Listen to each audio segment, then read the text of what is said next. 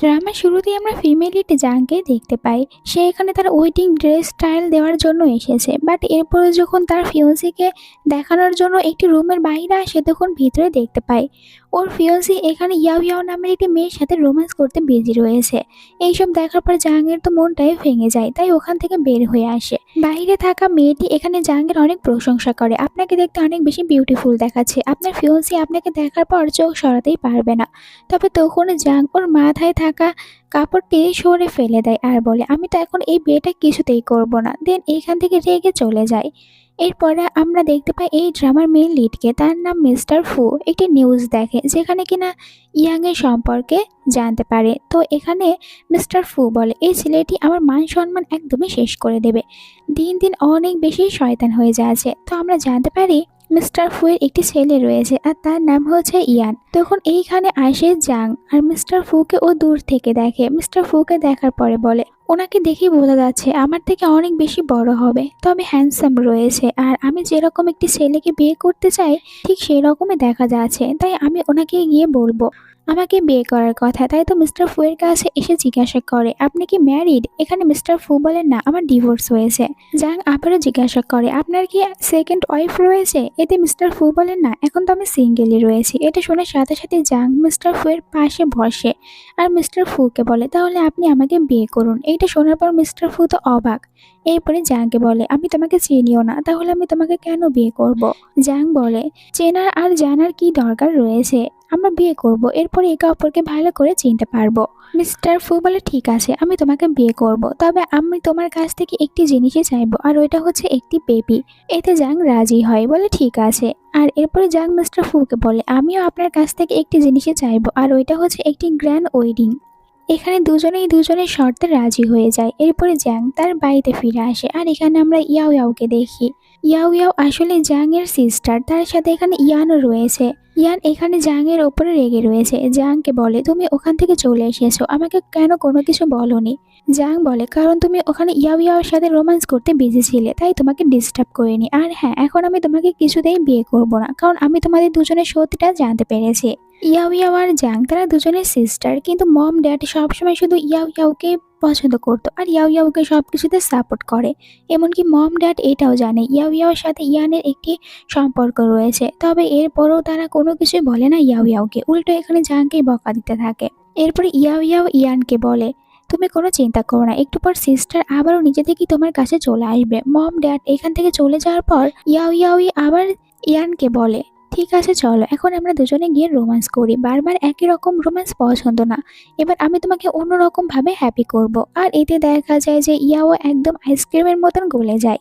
জাং বাহিরে আসে, ও কান্না করতে থাকে, অনেক বেশি হার্ড হয়েছে। এরপর আবার নিজেকেই নিজে বোঝায়, যদি এই ফ্যামিলির কেউ আমাকে নিয়ে একটুও চিন্তা না করে তাহলে আমি কেন শুধু শুধু ওদেরকে নিয়ে চিন্তা করব। আর এই ফ্যামিলির কেউ আমাকে এখানে পছন্দ করে না, তাই আমিও এই ফ্যামিলিতে থাকবো না, এখান থেকে চলে যাব।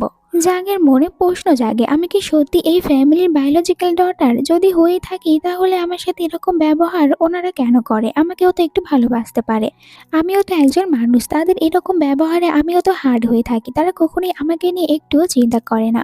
এই সময় জাংয়ের ফোনে মিস্টার ফুয়ের কাছ থেকে একটি মেসেজ আসে। এটা দেখার পর জাং একটু খুশি হয়। একটু পরে ওখানে মিস্টার ফুয়ের কার চলে আসে। জাং কারে উঠে পড়ে, কিন্তু ভিতরে তারা দুজনে একে অপরের সাথে কথা বলার সাহসই পাচ্ছিল না। জাং অনেক নার্ভাস, আর এখানে মিস্টার ফু একই রকম অবস্থায় রয়েছে।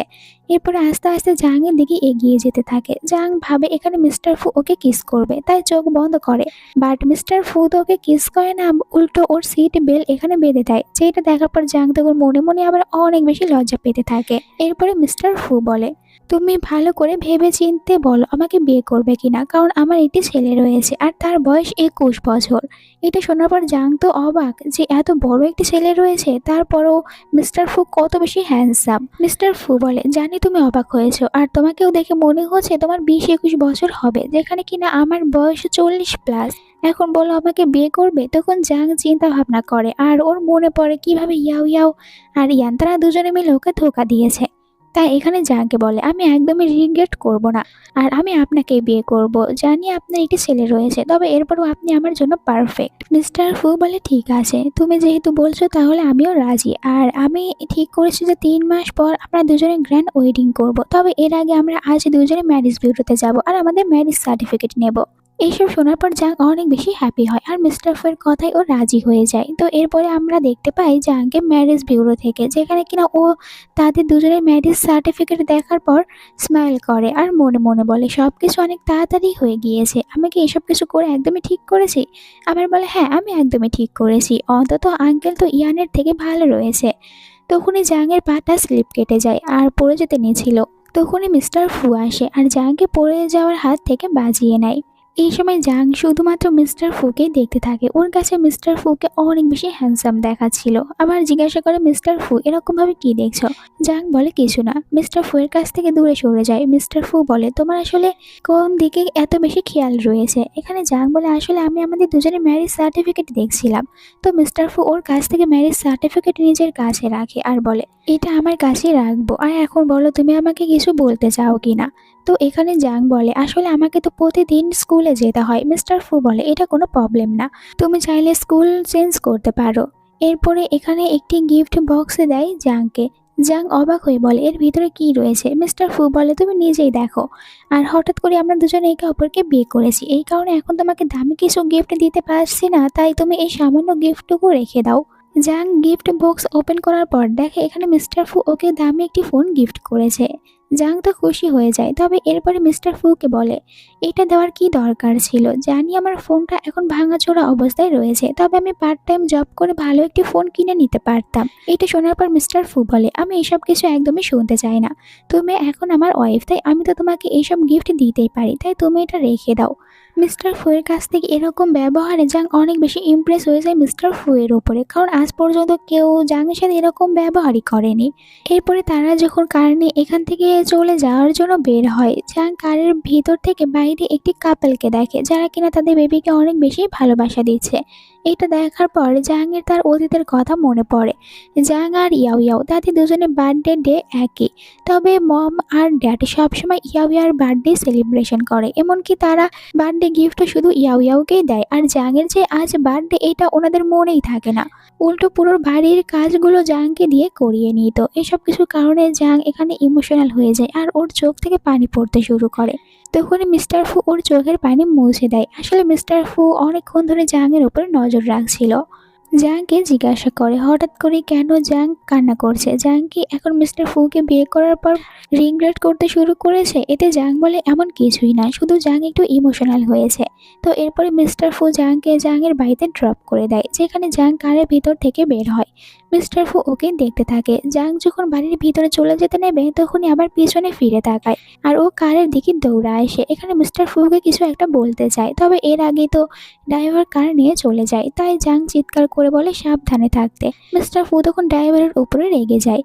ভিতরে আমরা মম আর ড্যাডকে দেখতে পাই, এখানে অপেক্ষা করছে জাংয়ের যে জাং কেন এখনো ফিরে আসছে না। তখনই জাং ভিতরে আসে। মম ড্যাড জাংকে দেখার পরে বলে, এত রাত পর্যন্ত তুমি বাইরে কোথায় ছিলে? আর কোনো ভালো ফ্যামিলির মেয়ে এত রাত পর্যন্ত বাইরে থাকে না, এটা তুমি ভুলে গিয়েছো? তখন জাং বলে, আপনারা ইয়াও ইয়াওকে ভুলে যাচ্ছেন, ও তো এখনো বাড়িতে আসেনি, ও কি ভালো ফ্যামিলির মেয়ে না? ড্যাড জাংয়ের উপরে রেগে যায়, তুমি এখন মুখে মুখে কথা বলতে শিখে গিয়েছো। আর এরপরে জাংকে জিজ্ঞাসা করে, তোমার হাতে এটা কি? জাং বলে, এটা আমার গিফট। ড্যাড বলে, এটা তোমাকে কে গিফট করেছে? তখন তো তারা রেগে গিয়ে ওই বক্সের ভিতরে থাকা গিফটটা নিচে ফেলে দেয়। মম দেখে এটা একটি দামি ফোন। অবাক হয়ে জাংকে জিজ্ঞাসা করে, এই ফোন অনেক বেশি দামি, বলো এটা তোমাকে কে গিফট করেছে? আর এমনিতেও এটা তুমি কি করবে? এখন এই ফোনের বেশি দরকার ইয়াও ইয়াওয়ের, তাই তুমি এটা ইয়াও ইয়াওকে গিফট করে দাও। এইটা শোনার পর এবার তো জাং রেগে যায়। সে বলে, আমি কিছুতেই এটা ইয়াও ইয়াওকে দেবো না, কারণ আমার হাজব্যান্ড এটা আমাকে গিফট করেছে। তখন মম ড্যাড অবাক হয়ে বলে, তোমার হাজব্যান্ড? তুমি আমাদেরকে না বলে কাকে বিয়ে করেছো? এখন তো তোমার জন্য আমরা বাহিরে আমাদের মুখটাও দেখাতে পারবো না, তুমি আমাদের ফ্যামিলির মান সম্মান মাটিতে মিশিয়ে দিয়েছো। জাং বলে আমি কি এমন করেছি, শুধুমাত্র বিয়ে করেছি, আর ইয়াও ইয়াও তো কত কি করছে। এখানে মম বলে তুমি ইয়াও ইয়াওর সাথে নিজের তুলনা কিছুতেই করতে পারো না, কারণ ইয়াও ইয়াও তোমার থেকে সব দিক থেকে বেটার রয়েছে। তখন ড্যাডি রেগে জাংকে ধাক্কা দেয়, এতে করে জাং নিচে পড়ে যায়, ওর ফোনটাও ভেঙে যায়, আর এখানে হাত থেকে অনেক বেশি ব্লাড পড়তে থাকে। জাং যখন দেখে ওর ফোনটা ভেঙে গিয়েছে তখন অনেক আপসেট হয়, তবে এখানে মম ড্যাডের তো জাংয়ের এরকম অবস্থা দেখেও একটুও মায়া হয় না।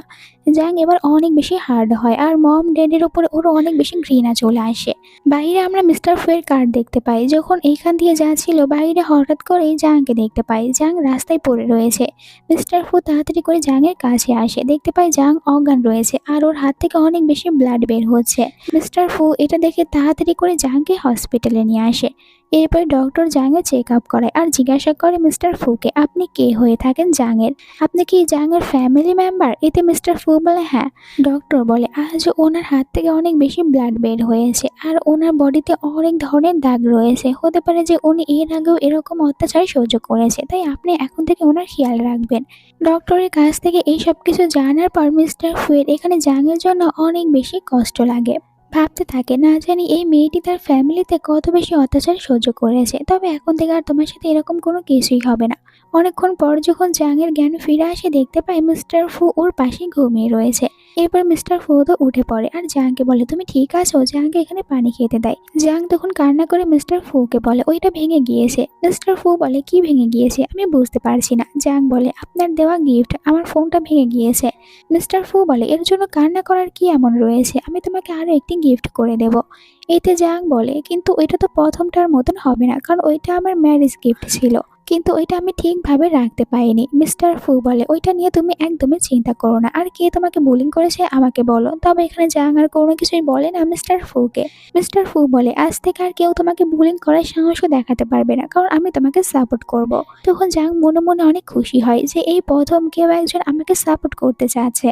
এরপরে জাংয়ের মম আর ড্যাডকে দেখানো হয়, যেখানে ওরা ভাবছিল যে জাং এখনো কেন ফিরে আসেনি। ড্যাড এখানে মমকে বলে জাংয়ের কাছে ফোন করো, তো মম বলে ফোন করেছিলাম কিন্তু ও তো ফোনটাই ধরছে না। আজকের আগ পর্যন্ত জাং কখনোই তো এরকমটি করেনি আমাদের সাথে, ও তো ফোনটা রিসিভ করতো, কিন্তু আজ জানি না এমনটি কেন করছে। তখন ইয়াও ইয়াও বলে মম আর ড্যাড আপনারা দুজনে এত বেশি চিন্তা কেন করছেন জাংকে নিয়ে, দেখবেন ও কোথায় না জানি কোন ছেলের সাথে এনজয় করে বেড়াচ্ছে, আর এখন তো আপনাদের কথা একদমই শোনে না। মানে এইখানে পুরো ফ্যামিলি সবসময় শুধু জাংকে ভুল বুঝতে থাকে, আর ইয়াও ইয়াওকে তারা বেশি লাইক করে থাকে, তাই তো এখনো ওদের জাংকে নিয়ে সেরকম কোনো চিন্তাই হচ্ছে না। নেক্সট ডে দেখানো হয় ফু আর জাংকে, যেখানে কিনা এখনো ফু সবসময় জাংয়ের অনেক বেশি কেয়ার করছিল। আর এইসব কিছু দেখার পর এখানে জাং বলে আঙ্কেল আমি এখন আর কোনো পেশেন্ট নেই, তাই আপনি আমার এত বেশি কেয়ার করা বন্ধ করুন, আমি একদমই ঠিক আছি। তখন তো ফু ওর মাথায় একটু টোকা দিয়ে বলে যে তুমি সবসময় এরকমই কেয়ার পেতে থাকবে। আর এখানে এটাও বলে যে এখন তোমাকে আমি আমার ফ্যামিলিতে নিয়ে যাব, আর জাংও ওর সাথে যেতে রাজি হয়ে যায়। তখনই এখানে আসে জাংয়ের মম আর সিস্টার, আসলে তারা এখানে এসেছে ইয়াংয়ের ড্যাডির সাথে কথা বলতে এই বিষয় নিয়ে, যাতে করে ইয়ানের সাথে বিয়েটা আসলে ইয়াও ইয়াও এর করিয়ে দেওয়া হয়। বাট এখানে আসার পর দামি একটি কার দেখতে পায়, আর ওই কারের ভিতরে একটি মেয়ে উঠছিল। তো এখানে ওরা মেয়েটির ফেস দেখতে পায় না, তবে একটু একটু মনে হচ্ছিল যে এই মেয়েটিকে এর আগে কোথায় যেন দেখেছে। এরপরে ফু নিজের সাথে করে জাংকে তার বাড়িতে নিয়ে আসে, আর যেখানে কিনা এতগুলো মেয়েটকে দেখার পর জাং তো অনেক বেশি নার্ভাস হয়ে যায়। এখানে মিস্টার ফু সকল মেয়েদের সাথে জাংয়ের পরিচয় করিয়ে দেয়, জাং আমার ওয়াইফ আর আজ থেকে এই বাড়ির ম্যাডাম, তাই তোমরা সবাই এখানে জাংয়ের ভালোভাবে দেখাশোনা করবে, আর সবাইকে জাংয়ের সব অর্ডারগুলো মেনে চলতে হবে। কেউ যদি জাংয়ের অর্ডার মানতে রাজি না হয় সে তাহলে এখান থেকে চলে যেতে পারে, তার জব তখনই চলে যাবে। আর এখানে বাকি সবাই ভাবছিল যে বস এত একটি ইয়াং মেয়েকে কোথায় পেয়েছে, আর এটাও বলছে যে এই পিচ্চি মেয়েটি আমাদের ম্যাডাম। যাই হোক এরপরে ভিতরে চলে আসে, যেখানে কিনা জাং তার রুম দেখতে পায়, আর এই রুমের ভিতরে আসার পর জাং অনেক বেশি হ্যাপি হয়। জাং বলে রুমটি দেখতে একদম সেই রকমই যেটা কিনা আমি সবসময় আমার ড্রিমের ভিতরে দেখতে পাই। আর এখানে তো এই পুরো রুমটার ডেকোরেশন দেখার পর জাং মনে মনে এটাও বলে মিস্টার ফু কি এই সব কিছু আমাদের পছন্দ মতন করেছে। আর এরপরে ও তো নিজের ড্রেসও দেখতে থাকে, যেগুলো কিনা অনেক বেশি ভালো লাগে জাংয়ের কাছে। এখানে থাকা প্রত্যেকটি জিনিস জাংয়ের অনেক বেশি পছন্দ হয়ে যায়, তাই জাং অনেক বেশি হ্যাপি। এরকম কিছু জাং ওর জীবনে এই প্রথমবার পাচ্ছে। তখন ভিতরে ফু আসে, জিজ্ঞাসা করে জাংকে এই সব কিছু তোমার পছন্দ হয়েছে। জাং বলে হ্যাঁ। মিস্টার ফু বলে যদি আরও কিছুর প্রয়োজন হয়ে থাকে তাহলে মেয়েদেরকে বলবে, তারা সাথে সাথে তোমাকে সব কিছু নিয়ে এসে দেবে। জাং বলে, আমি বুঝতে পেরেছি। এরপরে মিস্টার ফুকে বলে, কিন্তু আপনার বেড কোথায়? তখন মিস্টার ফু বলে, আমি তোমার পাশের রুমে ঘুমাবো। এরপরে তো এখানে জাং মিস্টার ফুকে আঙ্কেল বলছিল। মিস্টার ফু বলে, আমি এতটাও বেশি বয়স্ক না, তাই তুমি আমাকে আঙ্কেল বলবে না। জাং বলে, তাহলে কি বলবো? আপনাকে আমি স্যার বলবো, আজ থেকে আপনাকে আমি স্যার বলে ডাকবো। তখন মিস্টার ফু বলে যে, তুমি আমাকে স্যার আঙ্কেল কোনো কিছু বলবে না, তুমি আজ থেকে আমাকে হাজবেন্ড বলবে। দুজনের ভিতরে এইসব কথাবার্তা চলতে থাকে, যেখানে কিনা একটু নিজেরা একে অপরের ক্লোজ যেতে নিয়েছিল। ওই সময় ভিতরে মেয়েটা আসে, আর এখানে জাংয়ের রিপেয়ার করা ফোনটা ফিরিয়ে দেয়। আসলে জাং এই ফোনটাই আবার নিতে চেয়েছিল। মিস্টার ফু বলে, এটা তুমি কিছুদিন রাখতে পারো, এরপর আমি তোমাকে আরো নতুন আরেকটি ফোন কিনে দেবো। জাং বলে, দরকার নেই, আমার জন্য এটাই ঠিক আছে। জাং ফোন ওপেন করার পর ব্যাংক থেকে একটি মেসেজ দেখতে পায়। অবাক হয়ে জিজ্ঞাসা করে মিস্টার ফুকে, আমার নামে অ্যাকাউন্ট কে খুলেছে? এতে মিস্টার ফু বলে, আমি করে দিয়েছি, তোমার যত ইচ্ছা এখন থেকে তুমি শপিং করতে পারবে। জাং বলে, কিন্তু আমি যদি আপনার সব টাকা শেষ করে ফেলি? মিস্টার ফু বলে, এটা তুমি করতেই পারো, কারণ আর যাই হোক তুমি তো হচ্ছে আমার ফিউচার বেবির মম, তাই আমি তো তোমার জন্য এইটুকু করতেই পারবো, আর তোমার যা ইচ্ছা তুমি তাই করবে। এইসব কিছুতে জাং তখন মনে মনে অনেক বেশি হ্যাপি হয়, সাথে অনেক লজ্জাও পাচ্ছিল। মিস্টার ফু তখন তাড়াতাড়ি করে রুম থেকে বের হয়ে আসে, আর মিস্টার ফু এর হার্টবিটও অনেক বেশি বেড়ে গিয়েছে। তো মিস্টার ফু অবাক হয়ে বলে, আমি তো কোনো কলেজ স্টুডেন্টও না, তাহলে আমার হার্টবিট এত বেশি বাড়ছে কেন? ভিতরে জাং যখন ওর ফোন দেখতে নেবে তখনই মম ফোন করে। জাংকে বলে, তুমি কিছুদিন ধরে বাড়িতে কেন ফিরে আসো না? এখন তুমি কোথায় রয়েছো? আর ফোনও তোমার বন্ধ রয়েছে। এইসব কিছু শোনার পরে জাং মমকে জিজ্ঞাসা করে, আপনি কি বলার জন্য আমাকে ফোন দিয়েছেন? আমার সাথে আপনার কি এমন কাজ রয়েছে? এইটা শোনার পর মম বলে, তুমি মম আর ড্যাডকে ভুল বুঝছো। আসলে ওই দিন মম আর ড্যাড তোমার সাথে অনেক বাজে ব্যবহার করেছে, আর এর জন্য তোমাকে সরি বলছি। এখন তুমি বাড়িতে ফিরে আসো, মম ড্যাড তোমাকে অনেক ভালোবাসে। জাং বলে, আমি ভালো করেই জানি আপনারা দুজনে আমাকে কত বেশি ভালোবাসেন, সবসময় তো শুধু ইয়াও ইয়াওকেই ভালোবেসে এসেছেন। আমার তো এমনটাও মনে হয় যে আমি আপনাদের বায়োলজিক্যাল ডটার কি না। এখানে মম বলে, তুমি আমাদেরকে ভুল বুঝছো। জাং বলে, এখন কথা ঘুরিয়ে পেঁচিয়ে না বলে সত্যিটা বলুন যে কেন ফোন দিয়েছেন। এখানে মম বলে, ঠিক আছে, তাহলে তোমাকে বলেই দিচ্ছি। আসলে ইয়াও ইয়াও প্রেগনেন্ট, আর ওর কাছে যে বেবি রয়েছে ওটা ইয়ানের, তাই আমি তোমাকে বলতে চাচ্ছি যে তুমি ইয়ানের সাথে তোমার বিয়েটা ভেঙে দাও। আর ইয়ান তো পাগল হয়ে রয়েছে তোমাকে বিয়ে করার জন্য। জাং হেসে বলে, এই ছোট কাজটি এখন ইয়াও ইয়াও করতে পারছে না? ও তো আমাকে ছাড়াই ইয়ানকে সিডিউস করে নিয়েছে, তাহলে আমাকে ছাড়াই কেন ইয়ানকে বিয়ে করার জন্য রাজি করাতে পারছে না? মম বলে, জাং তুমি তোমার সিস্টারকে নিয়ে এরকম ভাবে কথা বলতে পারো না, তুমি তো জানো তোমার সিস্টার কত ভালো। জাং বলে, আমি আপনাদের সবাইকে ভালো করেই চিনি, আর এটা নিয়ে আপনাকে কোনো চিন্তা করতে হবে না, কারণ আমি তো এখন আর কিছুতেই ইয়ানকে বিয়ে করব না, তাই ওদের ভিতরে আমি আসবো না। উল্টো আমি তো ওদের বিয়েতে গিয়ে অনেক বেশি এনজয় করব, আর ওদের বিয়েতে গিয়ে কোনো বাধাও সৃষ্টি করব না। এইটা বলে ফোন রেখে দেয়। মম এই কারণে জাংয়ের উপরে অনেক রেগে যায়। এরপরে জাং দেখতে পায় ওর কাছে আসলে ইয়ান ফোন করেছে, তবে এখানে ফোনটা তো একদমই জাং ধরে না, আর ব্লক করে দেওয়ার আগে ইয়ানকে মেসেজ করে যে আজ থেকে আমাদের দুজনের ব্রেকআপ, আর তুমি কখনোই আমার সাথে কথা বলবে না। এদিকে আমরা দেখতে পাই ইয়াও ইয়াও, ইয়ান আর তাদের মম ড্যাডকে। এখানে মম ড্যাড বলছিল, এখন তো ইয়াও ইয়াও প্রেগনেন্ট, আর ওর বেবিটা আসলে তোমার, তাই তুমি এখন ইয়াও ইয়াওকে বিয়ে করো। তবে এখানে ইয়ান বলে, আমি কেন ইয়াও ইয়াওকে বিয়ে করব? আর আমি এটা একদমই বিশ্বাস করি না যে ও প্রেগনেন্ট, আর ওর কাছে যে বেবিটি রয়েছে ওটা আসলে আমার। আমি ভালোভাবে প্রোটেকশন ইউজ করেছি, এরকম কোনো কিছু হওয়ার চান্সই নেই। তো এখানে ড্যাড রেগে বলে, তুমি আমার সামনে আমার মেয়েকে খারাপ বলছো, এটা আমি কিছুতেই সহ্য করব না, আর তোমাকে এটা অ্যাকসেপ্ট করতেই হবে। তো ইয়ান তো কিছুতেই রাজি হচ্ছিল না ইয়াও ইয়াওকে বিয়ে করার জন্য, আর ওর বিশ্বাসই হয় না যে ইয়াও ইয়াওর কাছে ওর বেবি রয়েছে। তখন ইয়াও ইয়াও দেখতে পায় এই সব কিছু ওর হাত থেকে বের হয়ে যাচ্ছে, তাই তো এখানে কথাটি কাটিয়ে দেওয়ার জন্য চলে যায় ইয়ানের কাছে। ইয়ানকে আবারও সিরিয়াস করতে থাকে, বলেছে, দেখো তোমাকে এখন এইসব কিছু নিয়ে চিন্তা করতে হবে না, আমরা পরে ডিএনএ টেস্ট করিয়ে নিতে পারবো। তো এখানে তো ইয়ান ওর এরকম ব্যবহারে একদমই পাত্তাই দিচ্ছিল না ওকে, আর বলে, আমি ডিএনএ টেস্টের রিপোর্ট না আসা পর্যন্ত কিছুতেই অ্যাকসেপ্ট করব না। পরের সিনে জাংকে দেখানো হয় স্কুল থেকে বাইরে বের হয়, তখন মিস্টার ফু ফোন করে বলে, আমি মেয়েদের কাছ থেকে জানতে পেরেছি তুমি স্কুলে গিয়েছো, আর তুমি ওখানেই থাকো, আমি তোমাকে পিক করতে যাব। এইটা দেখার পর জাং খুশি হয়, তবে এরপরে জাং মনে মনে বলে, আমরা দুজনে তো কিছুদিন ধরে একসাথে রয়েছি, তবে এরপরেও কেন এখন পর্যন্ত মিস্টার ফু তার লিমিট ক্রস করেনি? মানে আমাকে কিস করার জন্য একবারও আসেনি, এর মানে কি আঙ্কেল আমার উপরে ইন্টারেস্টে না? তখনই এখানে ইয়াও ইয়াও চলে আসে আর বলে, সিস্টার তোমাকে অনেকদিন পর দেখলাম। জাং বলে, তোমাকেও তো অনেকদিন পর দেখতে পেলাম, আর তোমাকে দেখে মনে হচ্ছে তুমি একটু মোটা হয়ে গিয়েছো। তো ইয়াও ইয়াও ভালো করে বুঝতে পারে জাং ওকে আসলে টিস করে এই কথাটি বলেছে। ইয়াও ইয়াও তখন এই কথাটি ঘোরানোর চেষ্টা করে আর বলে, তুমি কেন ফ্যামিলিতে ফিরে আছো না? জানো মম ড্যাড তোমাকে কত বেশি মিস করেছে, আর আমরা সবাই তোমাকে মিস করেছি। জাং ইয়াও ইয়াওকে বলে, মনে হয় তুমি আমাকে দেখার পর আমাকে এখন পর্যন্ত চিনতে পারোনি। এখন আমি আগের জাং একদমই নেই, আর এখানে এসেছো আমাকে বুলিং করার জন্য, এটা কিছুতেই করতে পারবে না। ইয়াও ইয়াও বলে, সিস্টার আমি তোমার কষ্ট বুঝতে পারছি, এখন তো আর ইয়ান তোমাকে বিয়ে করবে না, তাই তুমি অনেক বেশি রেগে রয়েছো। আর তো তুমি এটাও জানো, আর তোমাকে বলে দিই, আমাদের তো বিয়ের আগে বেবি নেওয়ার একদমই কোনো প্ল্যান ছিল না, কিন্তু এটা হঠাৎ করে হয়ে গিয়েছে, তাই এখন তো আমাদের বিয়ে করতেই হবে। আর দেখো তোমার কপাল কত খারাপ, তুমি এখন আর ইয়ানকে বিয়ে করতে পারবে না। তো এইসব বলে এখানে অনেক অপমান করার চেষ্টা করছিল জাংকে, বাট জাং তো হেসে এখানে ইয়াও ইয়াওকে উত্তর দেয়, তোমার তো কোনো যোগ্যতাই নেই আসলে ফু ফ্যামিলিতে যাওয়ার, এই কারণে তুমি ইয়ানকে সিডিউস করেছো। এটা জানার পরও যে ইয়ান হচ্ছে আমার বয়ফ্রেন্ড, আর তুমি এমনটি করবেই না কেন? কারণ তোমার তো ছোটবেলা থেকে এই অভ্যাস রয়েছে, সব সময় আমার ভালো জিনিসগুলো তুমি কেড়ে নাও, তুমি তো আমার ভালো কিছুতে দেখতেই পারো না। এই কারণে বড় হওয়ার পর তুমি আমার বয়ফ্রেন্ডকেও চুরি করে নিয়েছো, আর এখন প্রেগনেন্ট হয়েছো। তবে আমার আর এইসব কিছু নিয়ে কোনো যায় আসে না, কারণ আমি আর ওই ফ্যামিলিতে কখনোই যাব না, তোমার ফ্যামিলির সাথে আমার কোনো সম্পর্ক নেই। ইয়াও ইয়াও জাংয়ের কথাই রেগে যায়, আর ও তো চাচ্ছিল এখানে জাংকে একটু মারবে, বাট তখনই অ্যাসিস্ট্যান্ট চলে আসে জাংকে নেওয়ার জন্য। তাই জাং খুশি হয়ে যায়, আর ইয়াও ইয়াওকে পাত্তা না দিয়ে ও কারে উঠে পড়ে। তখন আবার এটা দেখার পর ইয়াও ইয়াও মনে মনে বলে, এই মেয়েটি আবার এত রিচ একজন পার্সনকে কোথায় পেয়েছে? আমি এর যতই ক্ষতি করার চেষ্টা করি না কেন, সবসময় এ শুধু ভালো কিছুই পেতে থাকে। পরের সিনে ইয়ানকে দেখানো হয় ফ্রেন্ডদের সাথে ক্লাবে এসেছে পার্টি করার জন্য। এখানে অনেক বেশি আপসেট রয়েছে, তাই জিজ্ঞাসা করার ফ্রেন্ড, তোর কি হয়েছে? আজকাল অনেক বেশি আপসেট, আর এটাও তো শুনতে পেরেছি তাড়াতাড়ি তোর বিয়ে হতে চলেছে, তাহলে তো একটি পার্টি আমাদেরকে দিতেই হয়। তবে এখানে তখন ইয়ান বলে যে কিসের বিয়ে, জাং তো বিয়ে করতে মানা করে দিয়েছে, আর তার উপর এখন ইয়াও ইয়াও প্রেগনেন্ট, আর এই খবর জাং জানার পর থেকে আমার ফোনই ধরছে না, আর আমার সাথে কোনো যোগাযোগ করছে না। ফ্রেন্ড বলে, তাহলে এইসব কিছুতে অনেক ব্যাড একটি নিউজ, তুই এখন কি করবি? ইয়াও ইয়াওকে বিয়ে করবি?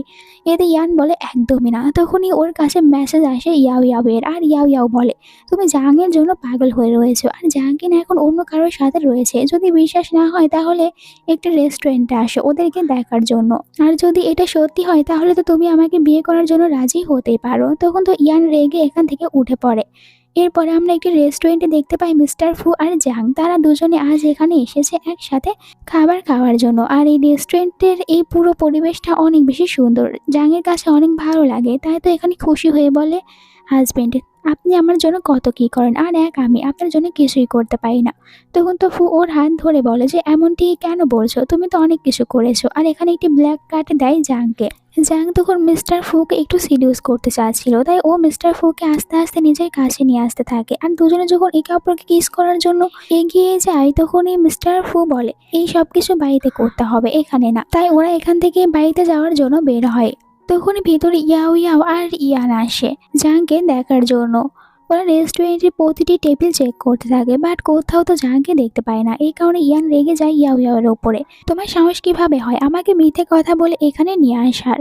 এরপরে বাইরে দেখানো হয় জাং আর মিস্টার ফুকে, ওরা এখান থেকে যাওয়ার জন্য বের হয়। তখনই মিস্টার ফু এর কাছে কোম্পানি থেকে একটি ফোন চলে আসে, তাই তো মিস্টার ফু কথা বলার জন্য জাংকে বলে, তুমি এখানেই আমার অপেক্ষা করো, একটু পর আমি ফিরে আসবো। জাং বলে ঠিক আছে, আর মিস্টার ফু তো এখান থেকে চলে যায়। জাং এখানে মিস্টার ফুর অপেক্ষা করতে থাকে। এই সময় ইয়াও ইয়াও তার ফ্রেন্ডদেরকে নিয়ে আসে আর বলে, সিস্টার কেমন রয়েছো? অনেকদিন পর তোমার সাথে দেখা হলো, তুমি কি এখানে তোমার ওল্ড ম্যানকে নিয়ে এসেছো? জাং রেগে বলে, ভালোভাবে কথা বলতে। তখন ইয়াও ইয়াওয়ের একজন ফ্রেন্ড জাংয়ের হাতে এখানে ব্ল্যাক কার্ড দেখতে পায়, অবাক হয়ে যায় যে এটা তো শুধুমাত্র রিচ পার্সনদের কাছেই থাকে। ইয়াও ইয়াও বলে, এটা তোমার কাছে কিভাবে এসেছে? আর তুমি জানো এই শহরে শুধুমাত্র এমন 10 জন পার্সন রয়েছে যাদের কাছে এই ব্ল্যাক কার্ড রয়েছে, তুমি কোথায় পেয়েছো? জাং বলে, এটা আমার হাজবেন্ড আমাকে দিয়েছে। ইয়াও ইয়াও বলে, তোমার হাজবেন্ড কি এত বেশি রিচ? অবশ্যই, তাহলে তুমি কোনো ওল্ড ম্যানকে বিয়ে করেছো। জাং বলে, আমার হাজবেন্ড অনেক বেশি হ্যান্ডসাম, আর সে কোনো ওল্ড ম্যান না। তখন এখানে মিস্টার ফু আসে জাংকে বলে, কুকুরদের সাথে এরকম ভাবে একদমই ভক ভক করতে নেই। আর এই কারণে তো ইয়াও ইয়াও রেগে যায়, বলে তোমার সাহস কিভাবে হয় আমাদেরকে কুকুর বলার? তবে এখানে তো আর কোনো পাত্তাই দিচ্ছিল না মিস্টার ফু ওকে। আর জাংও এখানে ভালোভাবে মুখের উপর একদম কথা বলতে পেরেছিল ইয়াও ইয়াওয়ের। এইসব কিছু দেখার পর ইয়াও ইয়াওয়ার তো অনেক বেশি গা জ্বলে যাচ্ছিল আর ও কিছুতেই সহ্য করতে পারছিল না জাং আর জাংয়ের হাজবেন্ডকে। জাং আর মিস্টার ফু এখান থেকে চলে যাওয়ার পর ইয়াওয়ের ফ্রেন্ড এসে ইয়াও ইয়াওকে বলে, তুমি এখন আমার সাথে হসপিটালে চলো, আমার কিছু চেক আপ করার প্রয়োজন রয়েছে। এরপরে রাতে আমরা দেখতে পাই জাংকে। জাং তো শাওয়ার নিয়ে বাইরে আসে একটি হট ড্রেস পরে, এখানে মিস্টার ফুও ছিল। জাং তখন মিররের সামনে চলে যায় আর ওর ভেজা চুলগুলো এখানে শুকানোর চেষ্টা করছিল আর ভাবে যে আঙ্কেল কি কখনোই আমার দিকে ফিরেও তাকাবে না, কেন আমার কাছে আসে না। তখন এখানে মিস্টার ফুয়ের নজর পড়ে ইয়াও ইয়াওয়ের ওপরে, ইয়াও ইয়াওয়ের কাছে চলে যায় আর ইয়াও ইয়াও তখন এখানে মিস্টার ফুকে একটু সিডিউস করার চেষ্টা করছিল। এটা মিস্টার ফু বুঝতে পেরে ইয়াও ইয়াওকে বলে, তুমি কি আমার হতে চাও? এতে ইয়াও ইয়াও উত্তরে হ্যাঁ বলে দেয়। এরপরে তো তারা দুজনে একে অপরকে কিস করতে থাকে। মিস্টার ফু এরপরে ইয়াও ইয়াওকে বেডে নিয়ে আসে। তখন ইয়াও ইয়াও লজ্জা পেতে থাকে আর মিস্টার ফু এখানে তো একদম ফুল রোমান্টিক মুডে থাকার কারণে তারা দুজনে আজ একসাথে নাইট স্পেন্ড করে। পরদিন সকালে জাং তো মিস্টার ফুকে একদম হাঁক করে ঘুমিয়েছিল, তখনই ওদের দুজনের ঘুম ভেঙে যায় মিস্টার ফু এর ফোনে একটি ফোন আসায়, যে নাম্বারটি না দেখার পর জাং একটু অবাক হয় আর মিস্টার ফু এখানে তো ফোনটা রিসিভই করে না। যাই হোক এখানে জাং আবারও মিস্টার ফুকে হাঁক করে ঘুমানোর চেষ্টা করে আর এইসব কিছু মিস্টার ফু এর কাছে অনেক ভালো লাগে। আবারও যাচ্ছিল জাংকে কিস করতে, বাট জাং তখন উঠে পড়ে আর মিস্টার ফুকে বাধা দিয়ে বলে, এখন আর আমি এরকম কোনো কিছুই করতে দেবো না, আপনার রাতে অনেক বেশি করে ফেলেছেন। মিস্টার ফু বলে, আচ্ছা এই ব্যাপার। এরপরে তো ও জাংকে আবারও নিজের কাছে নেয় আর বলে, তবে আমরা দুজনে একসাথে ব্রেকফাস্ট তো করতেই পারি, তাই তুমি আমার সাথে এখন নিচে যাবে। পরে তারা দুজনে একসাথে ব্রেকফাস্ট করতে বসে আর জাং যখন এখানে খাবার খাচ্ছিল তখন মিস্টার ফু এর কাছে আবারও ইয়ানের ফোন আসে। মিস্টার ফু ইয়ানের সাথে শুধু একটুই কথা বলে, এরপরে ফোন রেখে দেয়। জাং জিজ্ঞাসা করে মিস্টার ফুকে কে ফোন করেছিল। জিয়াংয়ের প্রশ্নের উত্তরে এখানে ফু জিয়াংকে বলে, এ হচ্ছে আমার ছেলে, যে কিনা কোনো কাজের না আর সবসময় অনেক খারাপ খারাপ কাজগুলোই করে থাকে। তখন এখানে জাং আবার বলে মিস্টার ফুকে, কিন্তু আপনি তো ওকে ভালোবেসে বোঝাতেও পারেন, এরকম ভাবে বকাবকি করার কি রয়েছে। মিস্টার ফু বলে, তুমি জানো না ও কতটা বেশি খারাপ, কিছুদিন আগে বললো যে একটি মেয়েকে অনেক বেশি ভালোবাসে, তার সাথে ও এঙ্গেজমেন্ট করবে। আমি তো এতে একদমই রাজি হচ্ছিলাম না, কারণ তাদের দুজনের বয়স অনেক কম, কিন্তু এরপরেও আমি বাধ্য হয়ে রাজি হয়েছি। কিন্তু এরপরই আবার এসে বলছে যে ওই মেয়েটির সিস্টারকে বিয়ে করতে চাই। এখন তুমি বলো যে আমি তাহলে ওর সাথে কি রকম ব্যবহার করব। এই সব কিছু শোনার পর জাং বলে, তাহলে তো একদমই ঠিক আছে, আপনার ছেলে তাহলে বোকা খাওয়ারই যোগ্য। এরপরে এখানে মিস্টার ফু জাংকে বলে, তাহলে তুমি আমার ছেলের সাথে কবে দেখা করবে। জাং বলে, আমার ভয় করছে যদি আপনার ছেলে আমাকে অ্যাকসেপ্ট না করে। তখন জাং বলে, ও তোমাকে অ্যাকসেপ্ট করবে না এটা কিভাবে হতে পারে, আর কেউ তোমার কোনো ক্ষতি করতে পারবে না যতক্ষণ পর্যন্ত আমি রয়েছি, এই বিষয় আলাদা, যদি আমি মারা যাই। তখনই তো জাং মিস্টার ফু এর মুখের উপরে হাত রাখে আর বলে, এরকম কথা একদমই বলবেন না। তো মিস্টার ফু ওর হাত ধরে ওর হাতে একটি কিস করে। তখন এখানে আমরা অ্যাসিস্ট্যান্টকে দেখতে পাই, দুজনকে এতটা বেশি হ্যাপি দেখে কেন জানি অ্যাসিস্ট্যান্টের জেলাস ফিল হতে থাকে। এরপরে কোম্পানির সিন দেখানো হয়, আজ কোম্পানিতে জাং এসেছে, যেখানে অ্যাসিস্ট্যান্ট জাংয়ের কেয়ার করছিল। এরপরে জাং তো এখানে অ্যাসিস্ট্যান্টকে বলে ও কোম্পানি সব হিসাবগুলো নিতে চায়, কোথায় কত টাকা খরচ হচ্ছে এই সব কিছু। এইসব শোনার পর অ্যাসিস্ট্যান্ট তখন হাসতে শুরু করে আর বলে, জাং আপনি মনে হয় এই নিজেকে একটু বেশি বড় মনে করছেন, আর এইসব কিছু আমি আপনাকে কেন দিতে যাব, আমি কিছুই আপনাকে দেব না। জাং তখন ফোন করে মিস্টার ফুকে আর বলে, আমার মনে হয় অ্যাসিস্ট্যান্ট বাড়িতে যেতে চাচ্ছে, এই জবটি আর করতে চাচ্ছে না, আমি কি করব। মিস্টার ফু বলে, তোমাকে বলেছি না যাকে ইচ্ছা জবে রাখো আর যাকে ইচ্ছা না করে তাকে জব থেকে বের করে দাও। তো ফোনটা রেখে দেওয়ার পর জাং এখানে অ্যাসিস্ট্যান্টকে বলে, আপনি তো শুনতেই পেরেছেন মিস্টার ফু কি বলেছে, তাই এখন নিজের সব জিনিসপত্র প্যাক করুন আর এখান থেকে চলে যান। তখন অ্যাসিস্ট্যান্ট বলে যে, তুমি আমার সাথে এটা কিভাবে করতে পারো, আমি 20 বছর ধরে মিস্টার ফু এর সাথে কাজ করে যাচ্ছি, আর মিস্টার ফু তো শুধুমাত্র নিজেকে হ্যাপি রাখার জন্য তোমাকে নিজের সাথে রেখেছে। এরপরে মিস্টার ফু এর সাথে কথা বলতে আসে, যেখানে মিস্টার ফু তো ওর কথা একদমই পাত্তায় দেয় না আর বলে, জাং যেটা বলেছে আমি ওটাই করব। তাই তো অ্যাসিস্ট্যান্টকে জব থেকে বের করে দেওয়া হয়।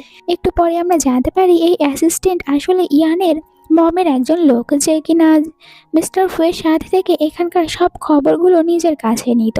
নেক্সট সিনে আমরা দেখতে পাই জাংকে যখন রাস্তায় একা ছিল তখন হঠাৎ করে এখানে ইয়ান আসে। জাংকে দেখার পরে বলে, অনেকদিন পর তোমার সাথে দেখা হলো, আর তুমি এতদিন কোথায় ছিলে? তুমি তো জানো আমি তোমাকে কত বেশি ভালোবাসি।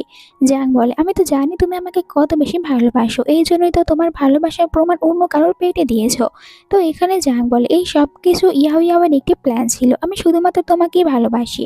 ইয়াও ইয়াও তো আমাকে শুধু জালে ফাঁসিয়ে সিডিউস করেছে। তো এখানে জাং বলে, আমি তোমার কোনো কথাই শুনতে চাই না, আর আমি তোমাকে একদমই ভালোবাসি না। তখনই এখানে একজন বডিগার্ড চলে আসে। এই বডিগার্ড হচ্ছে জাংয়ের। তো ইয়ানকে জাংয়ের কাছ থেকে দূরে থাকতে বলে। ইয়ান ওদেরকে কিছু বলতে নেবে তখনই ইয়ানের কাছে মিস্টার ফুয়ের ফোন চলে আসে। তাই তো মিস্টার ফুয়ের সাথে কথা বলতে শুরু করে, যেখানে মিস্টার ফু ইয়ানকে বলে যে তুমি বাসায় চলে আসো পরের সপ্তাহে। ইয়ান বলে, কেন, বড় কোনো কিছু রয়েছে? মিস্টার ফু বলে, আমি তোমাকে কারোর সাথে দেখা করাতে চাই।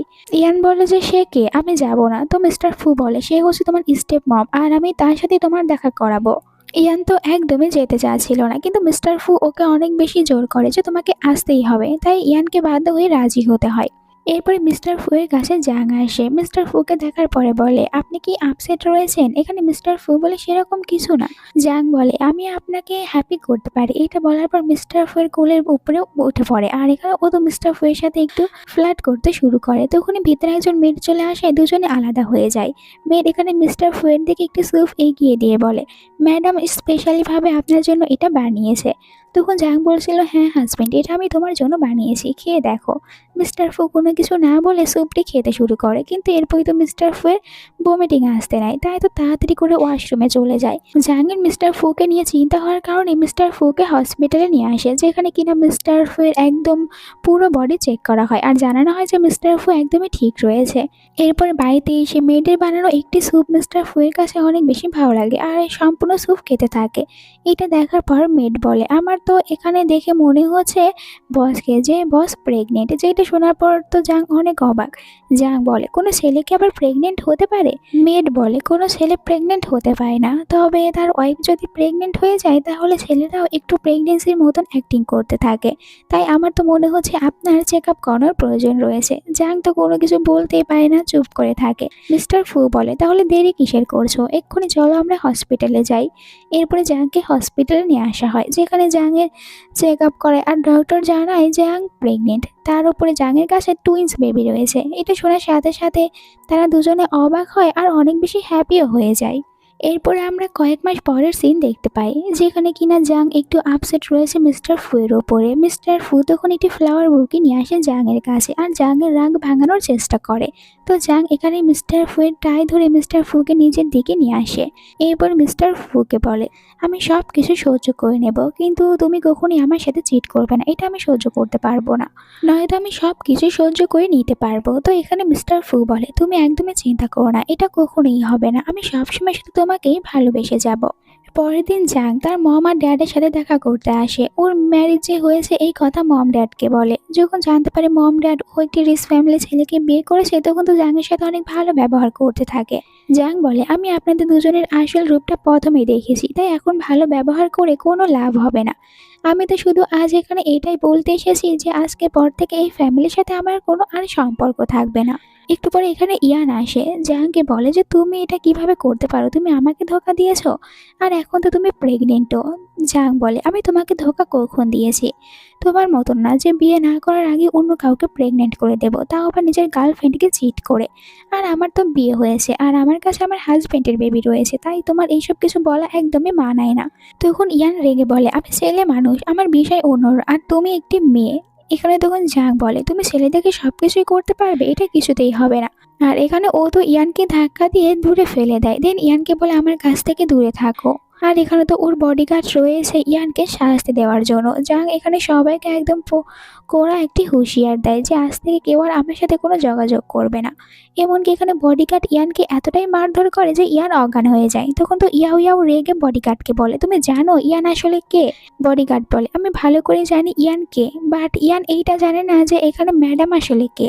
তো এরপরে বডিগার্ড জাংকে নিয়ে বাইরে আসে আর আমরা জানতে পারি জাং আগেই জানতে পেরেছে ইয়ান হচ্ছে মিস্টার ফুয়ের ছেলে। এরপরে জাং মিস্টার ফুকে ফোন করে বলে ইয়ান দিন দিন আরো অনেক বেশি বদমাশ হতে চলেছে, তাই আমার তো মনে হয় যে ইয়ানকে এখন একটু শাস্তি দেওয়ার প্রয়োজন। এর জন্য আপনি ইয়ানের সব কার্ডগুলো বন্ধ করে দিন, তখন ইয়ান আপনার টাকার মর্ম বুঝতে পারবে।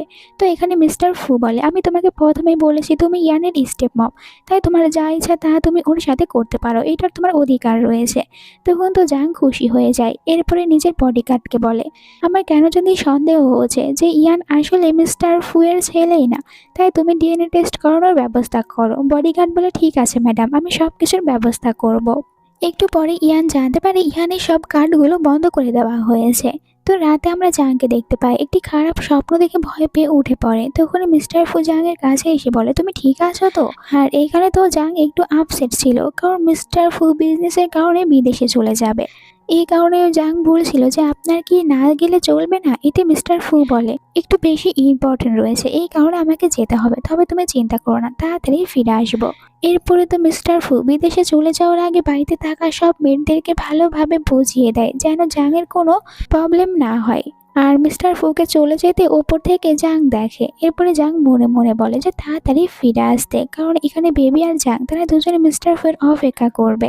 এরপরে যখন জাং একটু বসেছিল তখনই জাংয়ের কাছে ইয়ানের মম ফোন করে আর বলে যে মিস্টার ফু কোথায়, আমার ফোন ধরেছে না আর ওর ফোনটাও বন্ধ দেখাচ্ছে। আমি এখন অনেক বেশি প্রবলেমে রয়েছি, কারণ এখন আমি ক্যাসিনোতে রয়েছি আর আমার টাকার প্রয়োজন, তাই আমাকে টাকা পাঠিয়ে দাও। তো এখানে তো জাং বলে যে কোনো টাকাই তোমাকে দেওয়া হবে না।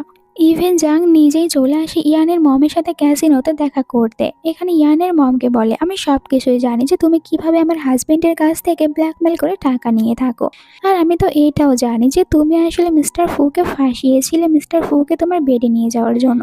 আর এখন যদি তোমার টাকার প্রয়োজন হয়ে থাকে তাহলে আমি যা করতে বলবো তাই করবে। মিস্টার ফুয়ের কোম্পানিতে তোমার নামে যতগুলো শেয়ার রয়েছে সব শেয়ার আমার নামে করে দেবে, এরপরই আমি তোমাকে টাকা দেব। তো এখানে ইয়ানের মমকেও বাধ্য হয়ে এমনটি করতে হয়। বাড়িতে আসার পর জাং মিস্টার ফুয়ের কাছে ফোন করে বলে আমি ইয়ানের মমের কাছ থেকে কোম্পানির সব শেয়ারগুলো ফিরিয়ে নিয়েছি। তো মিস্টার ফু খুশি হয়ে বলে তুমি তো দেখছি আমাকে একদম পুরো রাস্তায় বসে পড়া থেকে বাঁচিয়ে নিয়েছো। এইদিকে ইয়ানের মম ইয়ানের কাছে ফোন করে বলে তোমার স্টেপ মম অনেক বেশি চালাক, আমাকে বোকা বানিয়ে আমার সব শেয়ারগুলো নিজের নামে করে নিয়েছে, এখন তুমি কিছু একটা করতে পারবে। এই কারণে ইয়ান তো স্টেপ মমের উপরে অনেক রেগে যায়। পরের দিন জাংকে দেখানো হয় জাং যখন বাইরে ও ফুল গাছে পানি দিচ্ছিল তখনই পাটা স্লিপ কেটে পড়ে যেতে নেয়, আর তখন মিস্টার ফু এসে জাংকে ধরে নেয়। মিস্টার ফু আবারও ফিরে এসেছে, এই কারণে জাং তো অনেক বেশি হ্যাপি। আর ও মিস্টার ফুকে নিজের কাছে নিয়ে আসতে থাকে আর মিস্টার ফু এর সাথে রোম্যান্স করার জিদ করছিল। তো মিস্টার ফু ওকে বলে ভুলে গিয়েছো ডক্টর এমনটি করতে মানা করেছে। জাং বলে ওইটা তো শুধুমাত্র প্রথম 3 মাসের জন্য। আর এখানে ও অনেক বেশি জেদ করছিল, তাই তো বাধ্য হয়ে মিস্টার ফুকে দেখা যায় যে গেস্ট রুমে গিয়ে ঘুমাতে হয়। পরের দিন জাং নিজেই মিস্টার ফুকে সব সত্যি কথা বলে আসলে আপনার ছেলের যে ফিউন্সির কথা বলা হয়েছে ওই মেয়েটি আসলে আমি। আর আমাদের দুজনের বিয়ে কিছুদিন আগে আমি জানতে পারি ইয়ান আসলে আমার সিস্টারের উপরে বেশি ইন্টারেস্ট। আর প্রথমে আমি তো এইসব কিছু একদমই জানতাম না, আর যেই দিন আমি আপনাকে বিয়ে করার জন্য প্রপোজ করেছি ওই দিনও এটাও জানতাম না যে আপনি ইয়ানের ড্যাড। জাংয়ের কাছ থেকে এই সব কিছু শোনার পর মিস্টার ফু এখানে কোনো কিছু বলছিল না, এই কারণে জাং কান্না করতে শুরু করে আর ও তো আপসেট হয়ে চলে যেতে নিয়েছিল। বাট তখন মিস্টার ফু বলে তুমি একদম ফুটবলের মতন তাড়াতাড়ি করে কোথায় চলে যাচ্ছ, আমার তো কথা তুমি শুনলেই না। আর এটা নিয়ে আমার একদমই কোনো যায় আসে না যে তোমার আগে বিয়েটা কারের সাথে ঠিক হয়েছিল, কারণ এখন তুমি আমার ওয়াইফ আর আমরা দুজনে সারা জীবন একসাথে থাকবো আমাদের বেবির সাথে। তখন তো জাং অনেক খুশি হয়ে যায় আর এটা বলে যে এখন তো ইয়ানকে রেডি হয়ে যেতে হবে নিজের প্রপার্টি থেকে তার এখন ব্রাদার সিস্টারকে ভাগ দেওয়ার জন্য। এটা শোনার পর মিস্টার ফু হাসতে থাকে। আর বাইরে আমরা দেখতে পাই ইয়ান আর ইয়াও ইয়াওকে। আজ তো তারা দুজনে এখানে এসেছে দুজনের বিয়ের বিষয়ে কথা বলতে মিস্টার ফু এর সাথে, যেখানে ইয়ান বলে ইয়াও ইয়াওকে মনে রয়েছে তোমাকে কি কি করতে হবে। ইয়াও ইয়াও বলে আমার একদমই মনে রয়েছে যে কি কি করতে হবে, তোমার ড্যাডকে আমাদের বেবির কথা বলতে হবে, তাহলে আমাদের বিয়েটা একদম পাক্কা হয়ে যাবে। আর ভিতরে আমরা দেখতে পাই মিস্টার ফু আর জাংকে। এখানে ইয়ান তার ড্যাডকে যখনই ডাকতে যাবে তখনই হঠাৎ করে জাংয়ের পেটে ব্যথা শুরু হয়ে যায়, তাই তো মিস্টার ফু ওকে নিয়ে বাইরে বের হয়ে পড়ে হসপিটালে যাওয়ার জন্য। আর এখানেই কিনা দেখা হয়ে যায় ইয়ানের সাথে জাংয়ের। আর ইয়ান জানতে পারে জাংই আসলে ইয়ানের স্টেপ মম। ইয়ান এটা একদমই বিশ্বাস করতে চায় না। তাই তো এখানে মিস্টার ফু আর ইয়ান তাদের দুজনের ভিতরে ফাইট শুরু হয়ে যায়। দুজনের এরকম ফাইট দেখার কারণে জাহাঙ্গের হঠাৎ করে শরীর খারাপ হয়ে যায়। মিস্টার ফু অনেক ভয় পেয়ে যায়, তাড়াতাড়ি করে জাহাঙ্গকে হসপিটালে নিয়ে আসে। যেখানে তো জাহাঙ্গের জন্য মিস্টার ফুয়ের অনেক চিন্তা হচ্ছিল। একটু পরে ডক্টর বের হয়ে আসে আর মিস্টার ফু তাড়াতাড়ি করে জিজ্ঞাসা করে যে তার ওয়াইফ ঠিক আছে কিনা। এখানে ডক্টর বলে আপনি হচ্ছেন প্রথম পার্সন যে কিনা বেবিদের আগে তার ওয়াইফের কথা জিজ্ঞাসা করেছে। এরপরে তো গুড নিউজ দেয় মিস্টার ফুকে যে আপনার টুইন্স বেবি হয়েছে, একটি গার্ল আর একটি বয়। এরপর মিস্টার ফু ভিতরে আসে জাহাঙ্গকে দেখার জন্য। জাহাঙ্গকে সুস্থ দেখতে পেয়ে অনেক বেশি খুশি হয়। এরপরে তার বেবিদেরকেও দেখে। পরের সিনে চলে আসে ইয়ানের সাথে দেখা করতে। এখানে গার্ডরা তো ইয়ানকে অনেক বেশি মারধর করেছে। তো মিস্টার ফু বলে তোমার কপাল ভালো যে আজ আমার ওয়াইফ আর বেবিদের কোনো ক্ষতি হয়নি। যদি তোমার কারণে ওদের কোনো ক্ষতি হতো তাহলে তো তোমাকে আমি কিছুতেই ছেড়ে দিতাম না। তো এখানে মিস্টার ফুকে তখন ইয়ান বলে যে এরকম ভুল আর সে কখনোই করবে না। কিছুদিন পর দেখতে পাই জাংকে যে কিনা তার দুটি বেবিদের সাথে অনেক বেশি খেলাধুলা করছিল। তখন মিস্টার ফু জাংকে বলে এখন তো আমার বেবিদের উপরে আমারই জেলাস ফিল হচ্ছে, কারণ বেবিদের জন্য তুমি আমার দিকে ফিরেও দেখো না। এরপরে বলে জাংকে 3 দিন পর আমাদের বিয়ে, তুমি কি কাউকে কার্ড দিতে চাও? জাং এখানে নিজের হাতে তার প্যারেন্টসের জন্য একটি কার্ড রেডি করে। জাং বলে যাই হয়ে যাক না কেন তারা আমার প্যারেন্টস, তারা তো বিয়েতে আসবেই। মম ড্যাডও 3 দিন পর বিয়েতে আসে, যেখানে কিনা জাংয়ের সাথে মিস্টার ফুয়ের বিয়ে হতে দেখে তারা নিজের চোখে নিজে বিশ্বাস করতে পারে না। ইয়াও ইয়াওয়ের এটা একদমই সহ্য হয় না, তাই তো ও তখন অসুস্থ হয়ে পড়ে। ইয়াও ইয়াওকে হসপিটালে নিয়ে আসা হয়, যেখানে ডক্টর জানায় যে আমরা বেবি আর মমের ভিতরে যে কোনো একজনকে বাঁচাতে পারবো। ইয়ান বলে আমার বেবিকে বাঁচাও। এটা শোনার পর সবাই অবাক যে ইয়ান কিভাবে ইয়াও ইয়াওকে মারা যেতে দিতে পারে। তখনই জাং এসে বলে যে বেবিকে বাঁচানোর কোনো দরকার নেই, ইয়াও ইয়াওকে বাঁচাতে বলে যে ইয়াও ইয়াওকে আমাদের বেশি প্রয়োজন। ভিতরে ইয়াও ইয়াও এটা শোনার পর মনে মনে বলে জাং কত ভালো একটি মেয়ে, আর আমরা এতদিন জাংয়ের সাথে বাজে ব্যবহার করেছি। এরপরে হসপিটালে এইটারও রিপোর্ট চলে আসে যে মিস্টার ফুয়ের বায়োলজিক্যাল সং আসলে ইয়ান না, বরং ইয়ান তো অন্য কারোর সন। এইটা জানার পর মিস্টার ফু তখন অবাক হয়ে যায় আর বলে তাহলে এতগুলো বছর আমাকে শুধুমাত্র ধোঁকা দেওয়া হয়েছে। আর ইয়ানও এটা বিশ্বাস করতে চাচ্ছিল না। মিস্টার ফু ইয়ানকে বলে আজকের পর থেকে তুমি কখনোই আমাকে ড্যাড বলবে না, কারণ তুমি আমার রিয়েল সন না। তো এর পরের সিনে দেখানো হয় মিস্টার ফু আর জাং তারা দুজনে সুন্দর একটি জায়গায় এসেছে সময় কাটানোর জন্য। জাং এখানে মিস্টার ফুকে বলে তুমি কখনোই আমাকে ছেড়ে অন্য কারোর কাছে যাবে না, আর সবসময় শুধু আমাকেই ভালোবাসবে। মিস্টার ফু বলে তুমি পাগল হয়েছো, আমি তোমাকে ছাড়া অন্য কাউকে কেন ভালোবাসবো, আমি শুধুমাত্র তোমাকে আর আমার বেবিদেরকেই ভালোবাসবো। এটা শোনার পর জাং অনেক হ্যাপি হয়। তাদের দুজনের এই সুন্দর একটি সিনের সাথে ড্রামাটার এন্ড হয়ে যায়। তোমাদের কাছে এই ড্রামাটা কেমন লেগেছে তা কমেন্ট করে জানাতে ভুলো না। ভালো লেগে থাকলে চ্যানেলটিকে সাবস্ক্রাইব করো এরকমই আরও সব সুন্দর সুন্দর ড্রামাগুলো দেখার জন্য। কে কোন জেলা থেকে আমার ভিডিও দেখছো কমেন্ট করে বলবে, আমি রিপ্লাই করব। Bye bye.